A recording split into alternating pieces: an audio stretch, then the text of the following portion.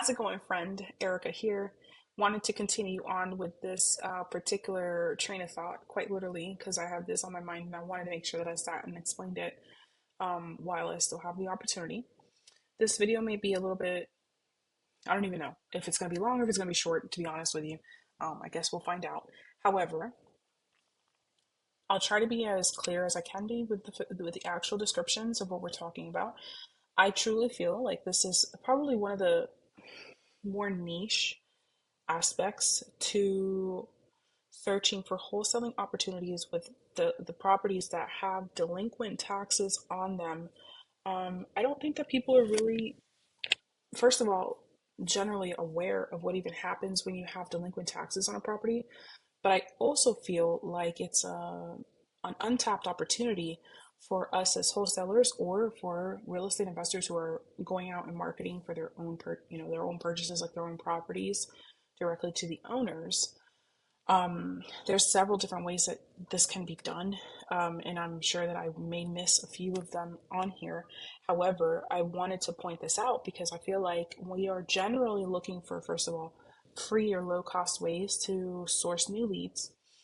We want them to be actual distressed properties or motivated sellers. Like, we want to make sure that our motivated seller has a true reason to need to sell to us for a particular price point, being that it's going to be at a discount. So if you are an investor and you have the funding or the cash on hand to purchase a house cash outright, you're going to get it at a discount, just like we as wholesalers are pushing that margin to get it under contract at a significant discount enough that we can then turn around and profit from the transaction while our end buyer also is able to get a great freaking deal on their next project or their next buy and hold or whatever the case may be.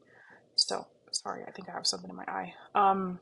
So this is a little bit of what I have been thinking about and what I've been doing when I go to find some of my own deals and my own leads.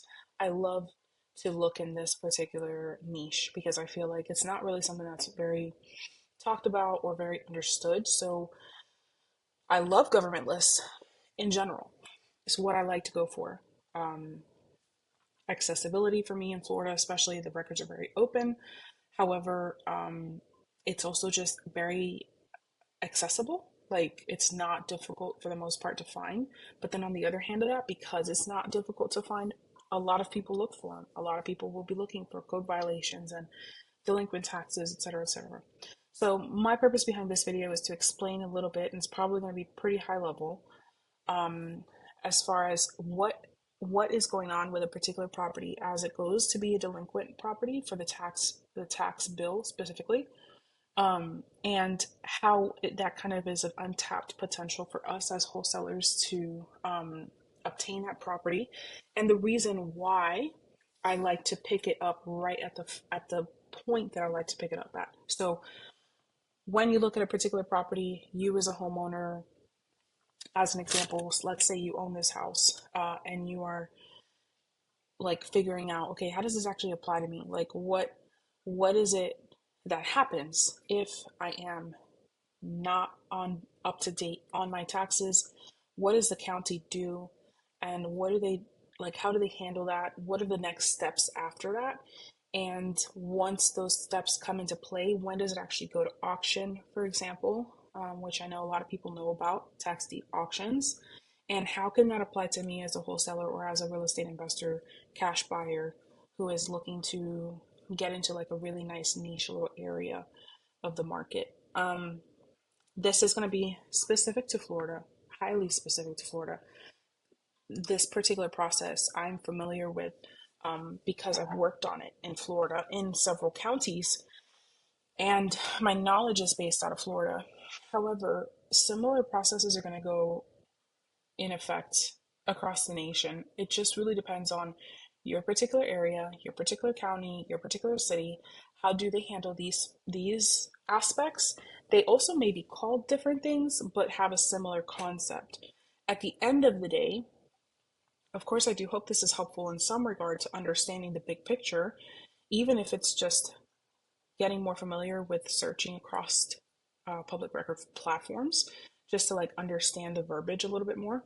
But also, it really might be something that is almost the same except name something different where you are or where you're wanting to market, if you're virtually wholesaling or if you're just like you just live somewhere else.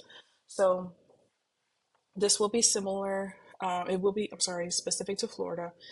Every county is a little bit different as far as their procedure, but the overall laws that govern it are all the same because they're all state statute, they're all state law. So every county may handle these things just a little bit different as far as procedure and timeline or timeliness or when the dates are posted.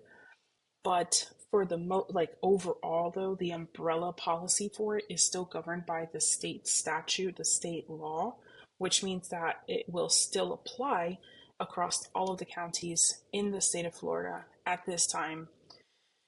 We are in September 2024, so of course you'll want to verify this according to when you're watching. But it should be general enough. It's not like, I mean, I'm not a lawyer. It's not like I'm going that far into it. It's like that crazy, but it, you know, it warrants specifying. So this is Florida specific. If we were going to talk about what happens if a seller doesn't pay their taxes, right? So let's say you are, I don't know, your name is John Smith. You own a house. It's on 123 Main Street.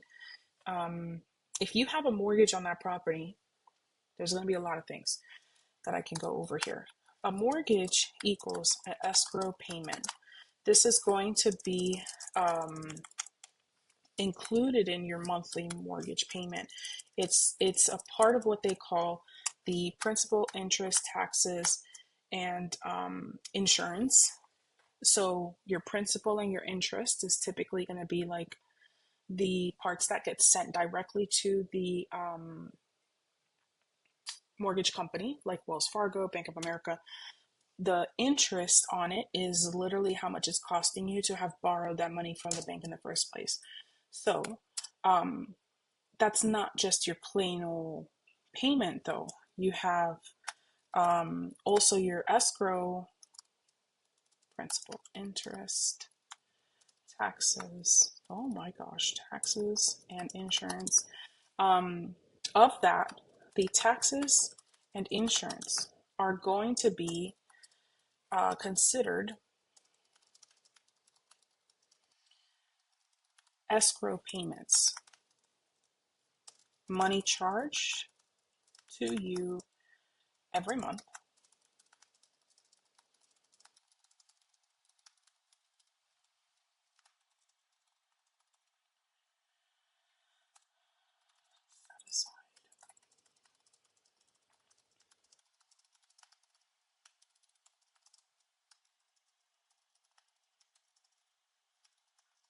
So PITI, you'll hear that term often. Um,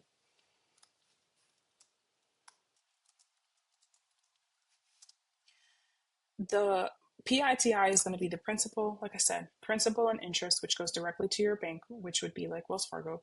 Your taxes and your insurance will be considered like your escrow payments that you're going to be, that the bank, Wells Fargo or Bank of America, whoever, they're going to make sure that that stuff gets paid. So they're not going to leave it up to you as the borrower. They're going to make sure that you have those things paid. Because if you don't pay your taxes, it puts the property at risk of essentially being auctioned off. The house is not yours until you get done paying off the mortgage. That could be 10, 15, 20, 25, 30 years from now. So the bank isn't going to risk it. They're not going to be like, oh, it's fine, we'll just run the risk. Absolutely not. They're going to make sure that as a part of your monthly mortgage payment out of your loan, they're going to be gathering additional funds to compensate for the amount of taxes that have to be paid every year, as well as the insurance that has to be paid every year. It could also include things like flood insurance. It could include some extra things, but for the most part, we're talking about PITI. Now, remember that the bank owns your home. Okay. Like, yes, you're the owner on record, but you're making loan payments on it. So they're going to protect their better interests. They're going to make sure that their asset is protected and cared for by ensuring that the tax doesn't go delinquent, which means that it's not going to go to auction, and that the insurance is on it So that way, if some freak storm comes along and wipes the house off the face of the earth, they will still be compensated for their asset, which is what they loaned you that money for. So that mortgage is literally backed up by the actual house, and the house has to be protected. This is the same concept of a foreclosure. If you stop making payments, the house gets taken back by the bank because they have backed your loan by guaranteeing it with the house. That's why they take the house back. Because if you're not going to be making the payments, they'll just take the house back, sell it to somebody else, and use those funds to pay off the mortgage that you've defaulted on. So, if the seller doesn't pay their taxes, it's only going to be because the house is actually paid off. Um,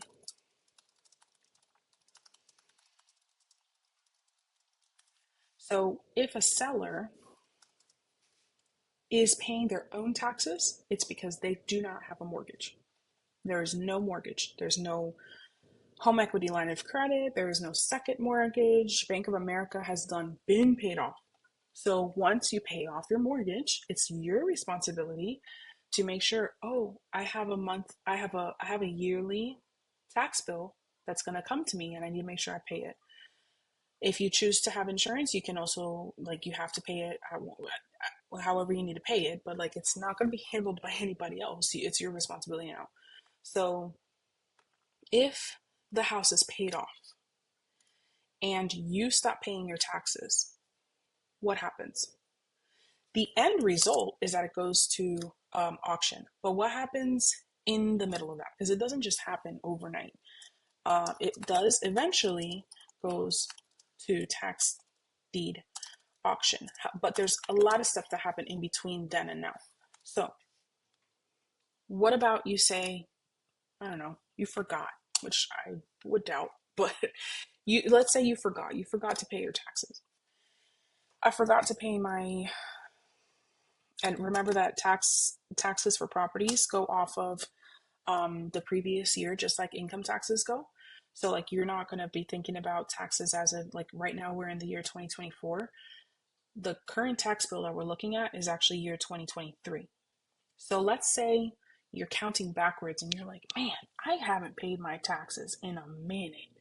It has been since 2021.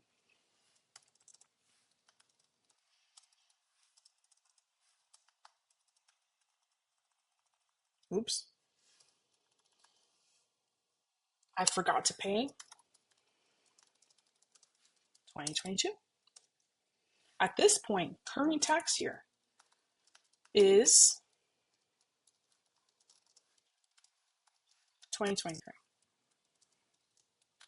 Oops.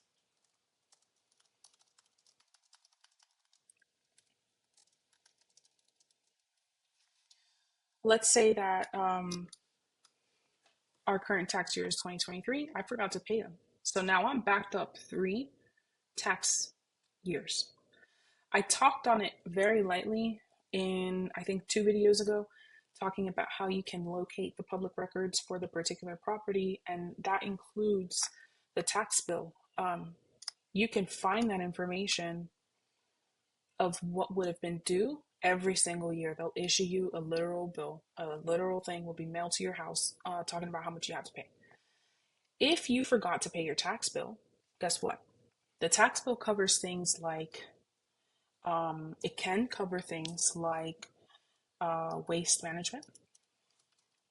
It can cover things like firefighting departments, firefighter departments.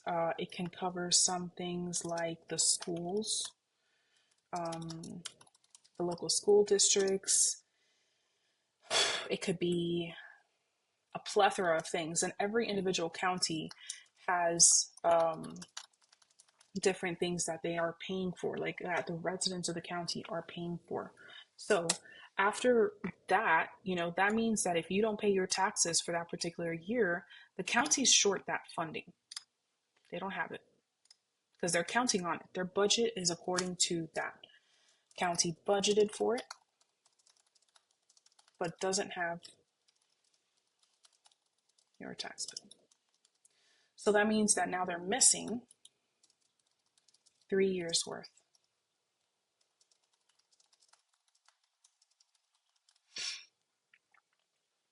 Life still goes on, even though you haven't paid. So one of the ways that the county mitigates this is by issuing what's called a tax certificate sale. So because they're missing 3 years of your bills, they're going to do what's called a tax certificate sale. This tax certificate sale helps them pay, it helps the county pay the delinquent tax bill and the services that it helps supply. For example, the school district.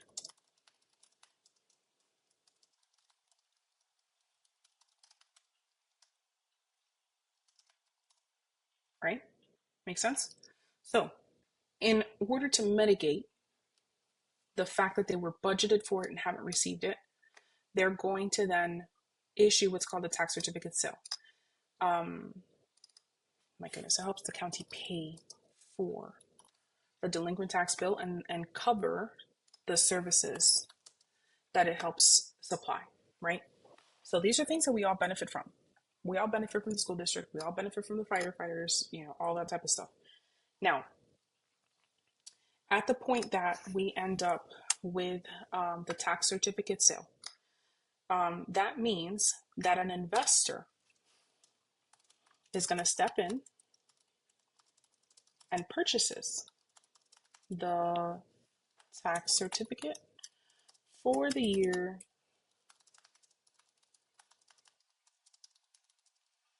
let's say it's going to be for the 2021 tax year. So they're going to step in and they're going to say, you know what, I'll pay for this. I'm going to pay for it, which means that the county gets to pay the services that they need to have paid up, but they also are offering the investor an opportunity to earn some funds as well. So by doing this, they end up really offering, I'm trying to get this a little bit better. I'll just do this smaller. That's okay. It's more important that you see this than see my face. So the investor will step in and purchase a tax certificate sale for whatever delinquent tax bill is available for them to purchase, and they declare a percentage to profit at the end of the day. Whenever it gets paid off is when they earn that profit. So an investor will say anywhere from 1/4, 18% is their profit margin.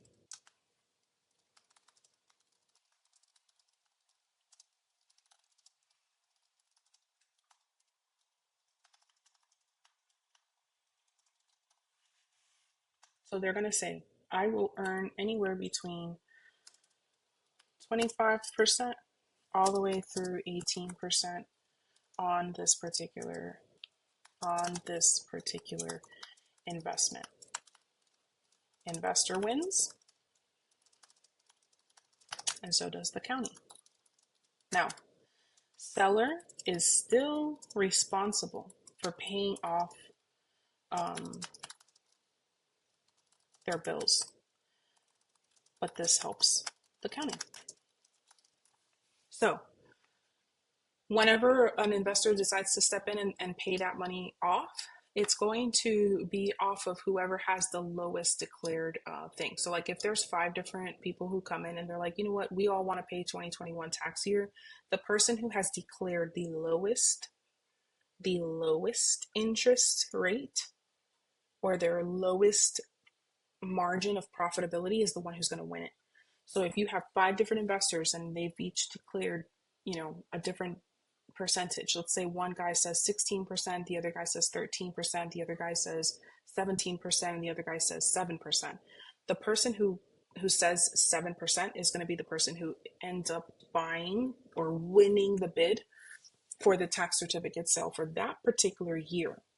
Now, at the point that tax certificate sale gets sold, it still shows up as a late tax bill. So if you were to look through the county records, the tax collector's office, you're going to still see it come up. 123 Main Street, owned by John Smith, is still technically delinquent.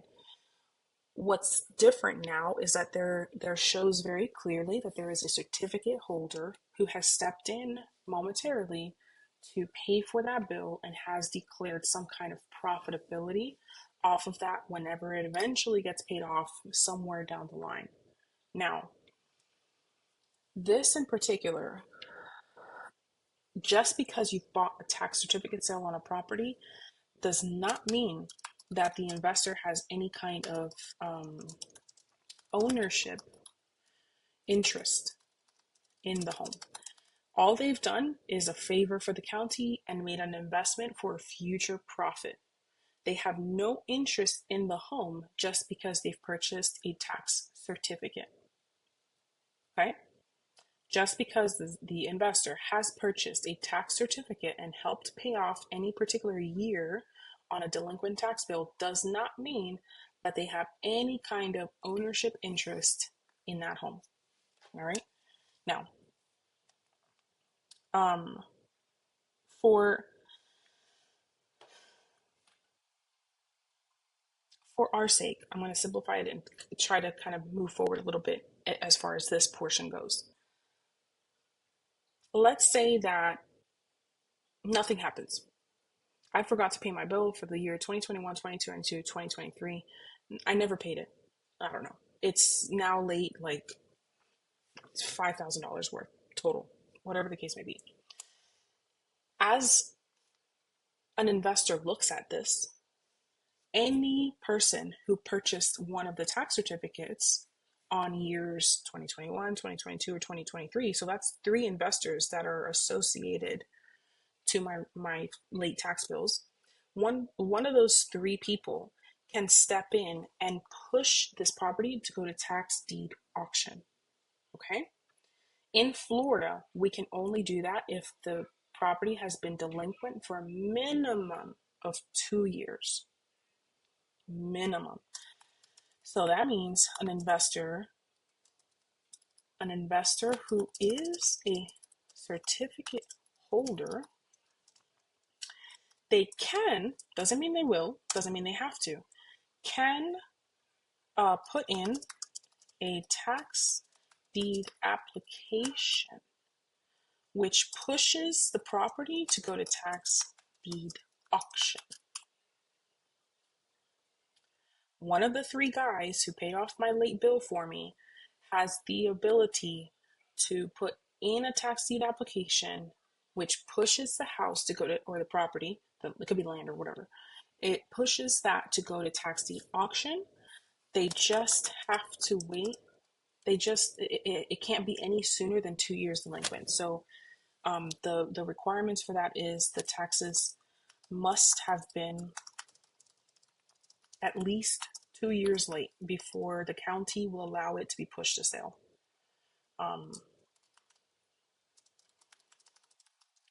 Will accept a tax deed application. Okay. Now, there's a couple of nuances here. I love to take this as an opportunity, as a potential wholesale opportunity.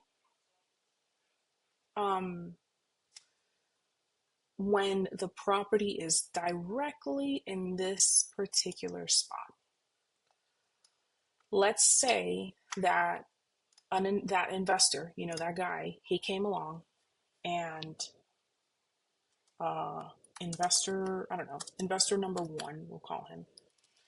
He came along and he decided that he wanted to put, he's waited his time.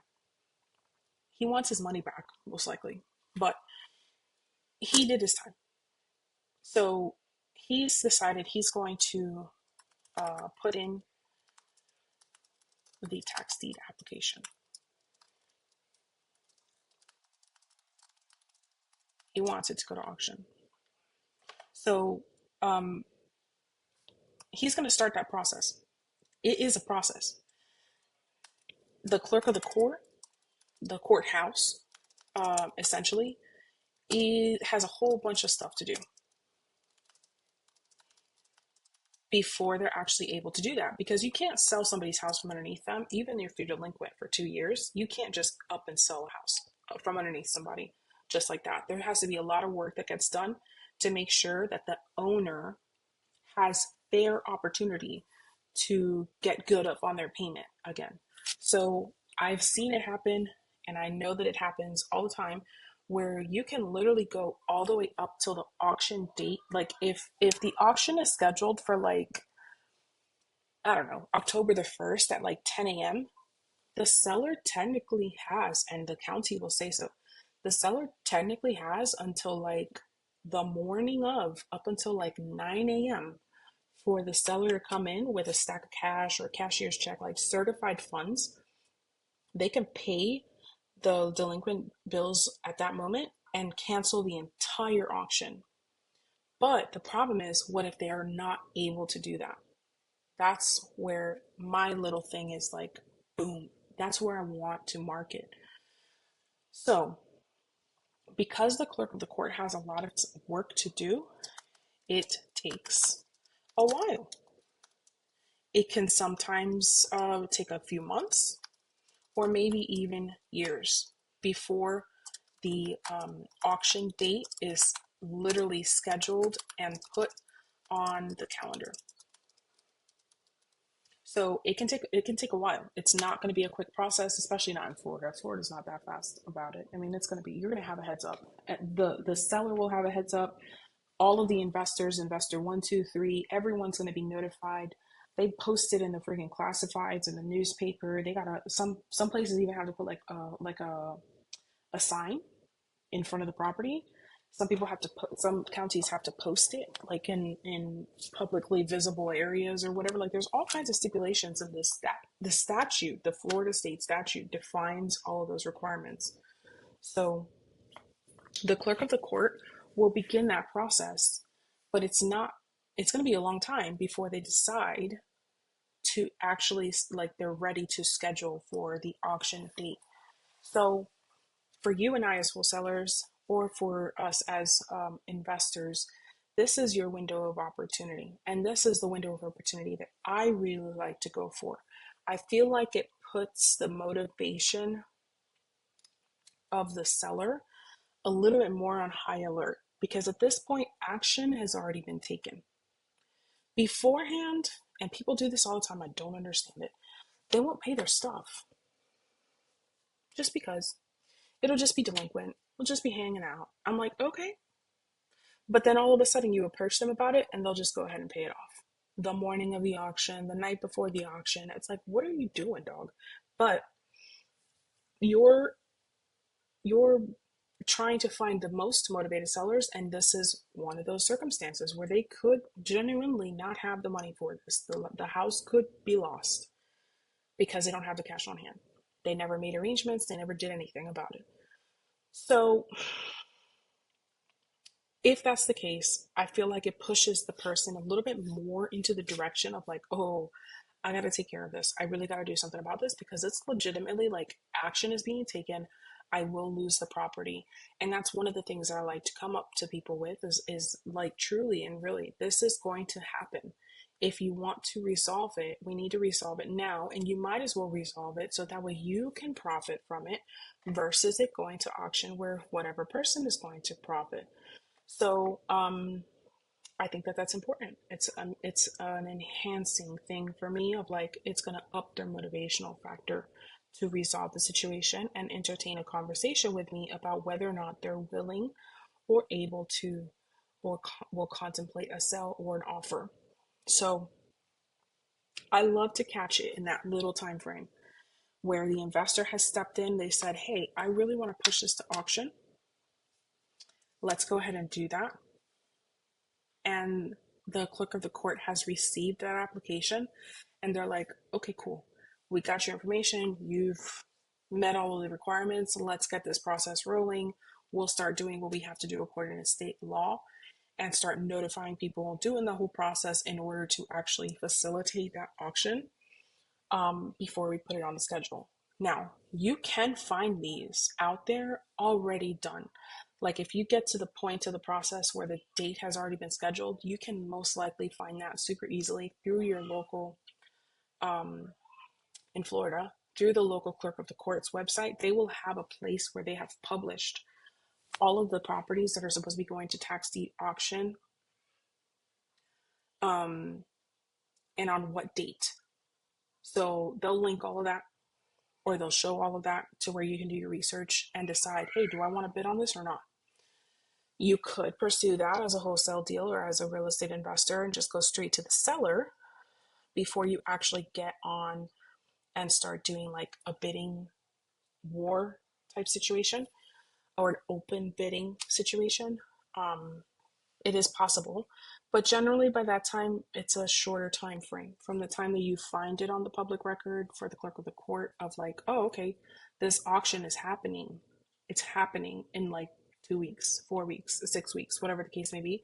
Like you've already got a deadline in place, so I feel like it puts a little bit more of a pressure, and a little bit up more of the stress to make sure that you actually get the property under contract, get it reassigned, and go to closing, and like have an end buyer and go to closing, um, within that time frame. It's possible. I've done it, but I'm just saying. So yeah, that's pretty much the place that I like to get it. Now, if you were curious, because I didn't touch on this earlier, at the point that like say